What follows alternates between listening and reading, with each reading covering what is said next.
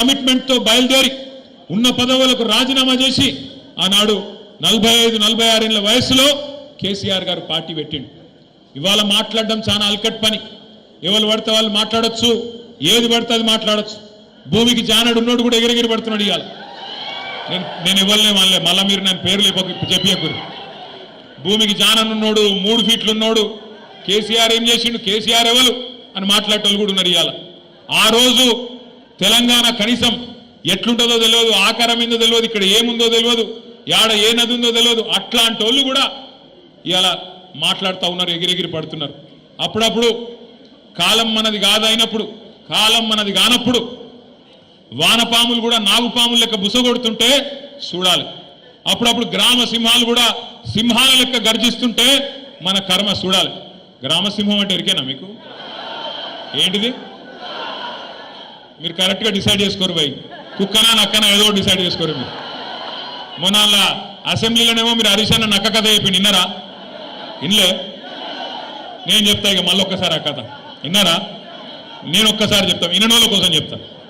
వెనకటికి ఒక నక్కు ఉండేనట, ముసలి నక్క. ముక్కుకుంటా మూలుక్కుంటా అటు ఇటు తిరుగుతుండట. యాడేమన్నా తిండి దొరుకుతుందా, యాడేమన్నా కొద్దిగా పీక్క తిందామా అని చెప్పి ఇక్కడక్కడ చక్కర్లు కొట్టుకుంటూ తిరుగుతుండేనట. అయితే ఒక రోజు ఏమైంది, ఆ నక్క అటు మా సిరిసిల్ల పొంటికెళ్ళి నడుచుకుంటూ పోతుందట. పొంగ మా దగ్గర బాగా మా గూడూరు ప్రవీణ్ అని ఇక్కడనే ఉన్నాడు, ఎక్కడనో. ఇగో అక్కడ మా దగ్గర పద్మశాలి సోదరులు బాగుంటారు. మా వాళ్ళు ఏం చేస్తారంటే ముందు బట్ట నేస్తారు, ఆ తర్వాత డైయింగ్ చేస్తారు. అటెనక దాన్ని మళ్ళీ ఎండబెట్టి మొత్తం మంచిగా సాఫ్ సఫాయి చేసి ఆఖరికి మొత్తానికి మార్కెట్లో అమ్ముతారు. అయితే ఒక దగ్గర మొత్తం డైయింగ్ చేసేటప్పుడు ఒక పెద్ద బాండీలా నీలం రంగు పోసిపెట్టిరట. ఆయనకి నక్క పోకుండా జారంలో పడ్డది. పడి లేచి చూసుకునే వరకు మొత్తం నీలం రంగు అంటింది. ఆడికెళ్ళి ఉరికింది. అట్లా జంగల్ పంట పోయింది. పోయే వరకు జంగల్లో ఉన్న మిగతా జంతువులన్నీ పరిశాన్ అయినాయట. ఇదేమో కొత్తగా ఉంది, ఏదో నీలం రంగు విచిత్రంగా ఉందని చెప్పి భయపడడం మొదలుపెట్టినాయట. నక్క కూడా అబ్బాయి ఇదేదో మంచిగున్నదని చెప్పి నక్క కూడా చెప్పిందట వాడికి, నన్ను దేవుడు పంపిండు, పైకెళ్ళి పంపిండు, ప్రత్యేకంగా పంపిండు, అందుకే నేను ఇట్లున్నా, మీకు ఏం కావాలంటే అది నేను చేస్తా, మీరు అందరూ కూడా రేపటి నుంచి నా నాయకత్వాన్ని ఆమోదించండి, నన్ను రాజును చేయండి అన్నారట. అంటే వీళ్ళందరూ కూడా కరెక్టే, పాపం దేవుడు పంపిండు కదా అని చెప్పి ఆ నక్కను తీసుకుపోయి సింహాసనం మీద కూర్చోబెట్టిరు. ఇక నక్క సంవత్సరం అయిపోయింది, 15 నెలలు అయిపోయింది. రోజు మొరుగుడు ఒర్రుడు రోజు ఒకటే. ఆఖరికి 15 నెలలు అయినాక ఒకరోజు వానకాలం వచ్చింది. ఆ నక్క టైం బాగలేక బయటికి పోయింది. ఆయన వాన షురువు అయింది, రాళ్ళ వాన కొట్టింది. సంపుడు చంపే వరకు రాళ్ళ వాన ఏమవుతుంది, వానలో రంగంతా పోయి ఆయన నక్క చూసుకోలేదు. తిరిగి మళ్ళీ వాపసు వచ్చింది. అందరు చూసిరు, రంగు పోయింది, నక్క నిజ రూపం బయటపడ్డది. ఇక తర్వాత ఏమవుతుంది, ఈపు చింతపండు అయింది. తర్వాత ఉరికిచ్చి ఊరవతలకి చంపారు. నేను ఎవరి గురించి చెప్తున్నామని అర్థమైందా? నేను ఒకరి గురించి చెప్పాలి, ఇద్దరి గురించి చెప్పిన. కాంగ్రెస్ బీజేపీ రెండు దొందే. వీళ్ళేదో మంచోళ్ళు, ఆలేదో లంగలు కాదు, ఇద్దరు లంగలే. మోడీ గారు ఏం చెప్పిన 2014లో, भाइयों बहनों आप सभी लोग मित्रों आप सभी लोग मुझे वोट दो, मैं जन धन खाता खुलवाऊंगा, आप सबको 15 लाख धन डाल दूंगा. पढ़े 15 लाख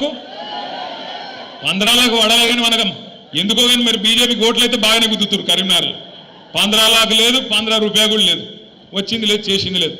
సంవత్సరానికి 2 కోట్ల ఉద్యోగాలు ఇస్తా అన్నాడు. మరి 11 సంవత్సరాలలో 22 కోట్ల ఉద్యోగాలు ఇవ్వాలి. వచ్చినాయా ఉద్యోగాలు? రాలే. అక్కడ ఆ మోసం, ఇక్కడ 6 గ్యారంటీలు, 420 హామీలు, 420 మాటలు, ఇక్కడ ఈ మోసం. అందుకే నేను చెప్పిన నక్క కథ ఒక కాంగ్రెస్ గురించో రేవంత్ రెడ్డి గురించో కాదు, ఇద్దరి గురించి. కాంగ్రెస్ బీజేపీ ఇద్దరు మోసగాళ్ళే. ఈ మోసం నిన్నీయాల చాలైంది కూడా కాదు. భారతీయ జనతా పార్టీ 1998లోనే ఆంధ్రప్రదేశ్ రాష్ట్రంలో ఆనాడు కాకినాడలో ఒక తీర్మానం పెట్టింది వాళ్ళ రాష్ట్ర కమిటీలో.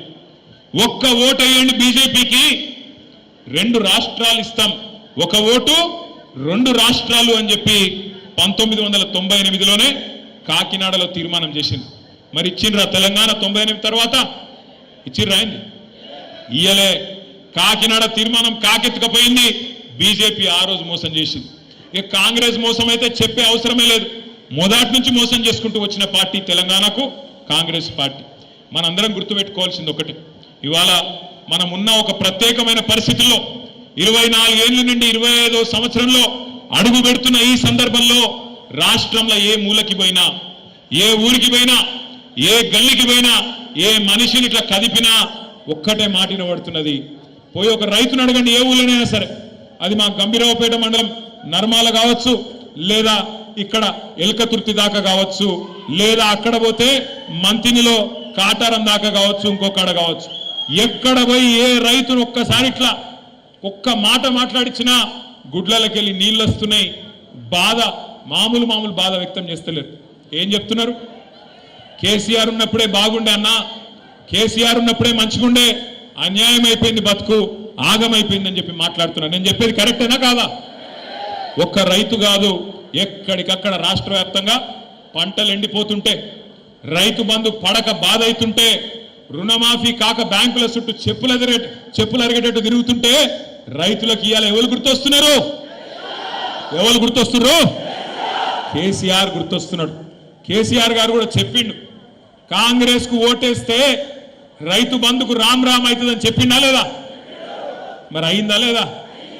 10,000 ఇస్తుండు కేసీఆర్ బిచ్చమేసినట్టు మేము 15,000 ఇస్తాం, మేము ఇందిరమ్మ రాజ్యం తెస్తాం. మనోళ్ళు మర్చిపోయింది ఇందిరమ్మ రాజ్యం అంటే ఏందో. ఇందిరమ్మ రాజ్యం అంటే ఏంటిది? ఎమర్జెన్సీ రాజ్యం, పోలీసుల రాజ్యం, అణచివేత రాజ్యం. సోషల్ మీడియాలో ఒక పోస్ట్ పెడితే పోలీసుడు ఫోన్ చేస్తాడు, వాడిని దొంగలు పట్టుడు ఇడిచిపెట్టిండు పోలీసుడు, బీఆర్ఎస్ వాళ్ళు ఎంబడి వాడుడే నేర్చుకున్నాడు. పోస్ట్ పెట్టగానే ఫోన్. నేను ఒక్కటే మాటిస్తున్నా మీకు, నేను కేసీఆర్ గారు అంత మంచోని కాదు.